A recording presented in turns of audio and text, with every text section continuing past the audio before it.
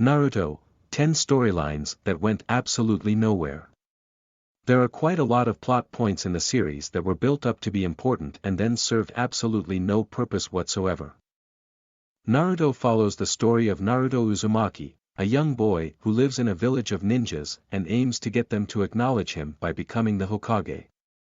The manga is widely recognized as one of the best of all time, as evident from its ever-growing popularity.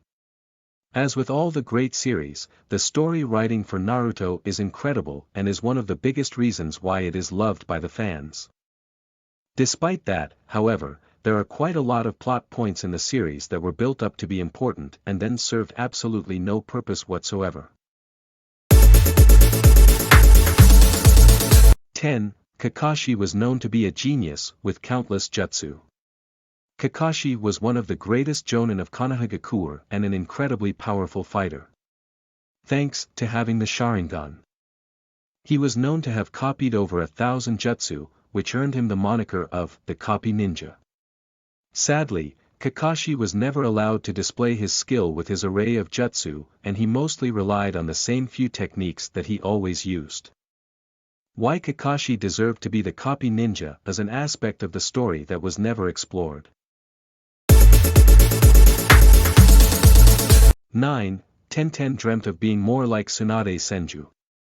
During the first part of Naruto, Tenten declared her desire to be more like Tsunade Senju, the 5th Hokage of Konohagakure.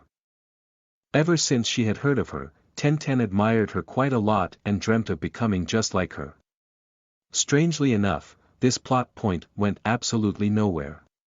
Tenten never trained with Tsunade Senju, nor did she ever accomplish anything that made her even remotely similar to Tsunade. Much of this is down to the questionable writing of women in Naruto. 8. Jashin was introduced but never explored.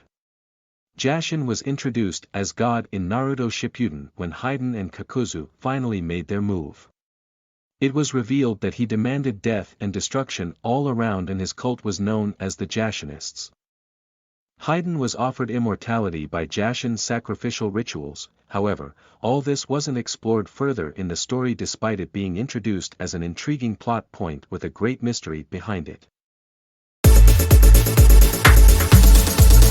7. The Akatsuki rings served no major purpose at all.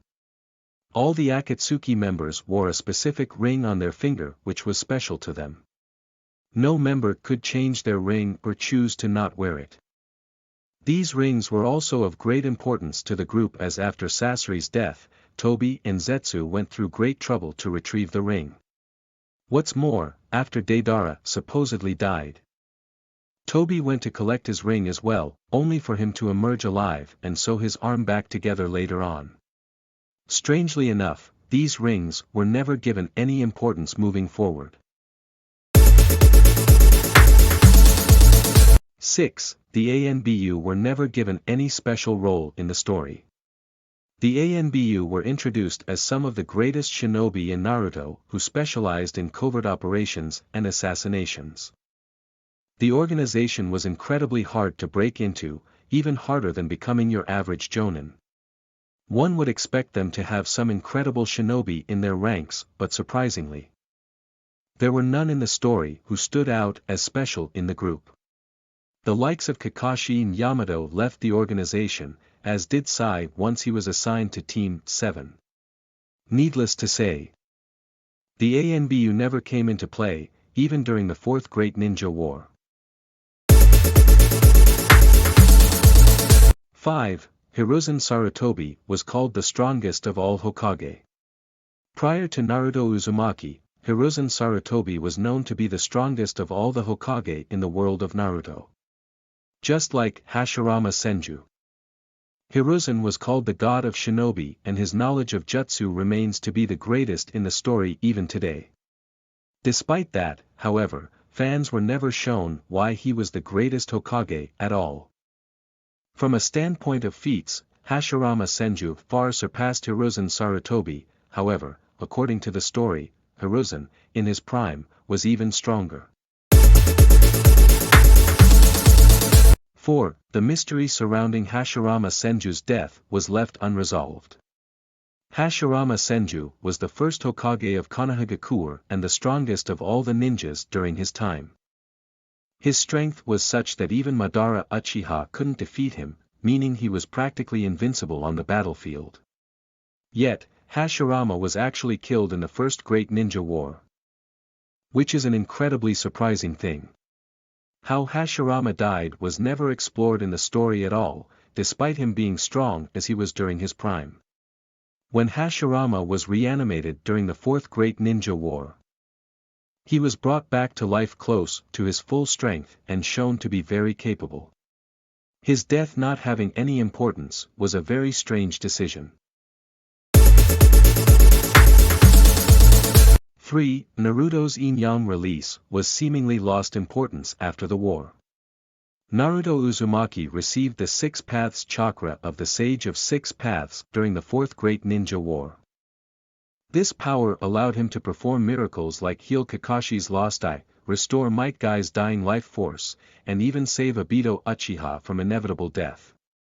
What's more, Naruto could infuse Yin-Yang release into his truth-seeking balls and nullify all forms of ninjutsu. After the war, this power was never seen again and lost all importance.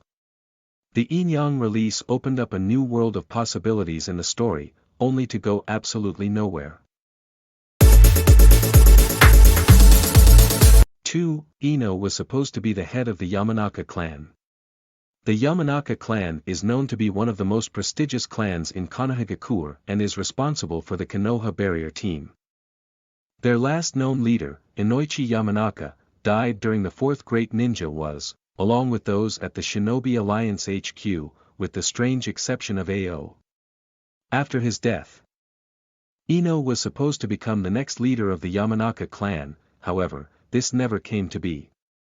While Ino does lead the barrier division of the village, the plot point of her leading her clan was completely abandoned. 1. The Hyuga conflict was never shown to get resolved. The Hyuga conflict made its introduction in the Chunin exams arc through Niji, who explained the various differences between the members of the main family and the branch family. This clan's conflict was touched upon to be one of the most intriguing plot points in the series, only to never be addressed again. By the end of the story, Naruto was already the Hokage and was never shown to have done anything to solve their issue and end the misery of the branch family members. Even if he did, fans never got to see it, meaning the storyline was abandoned by the author.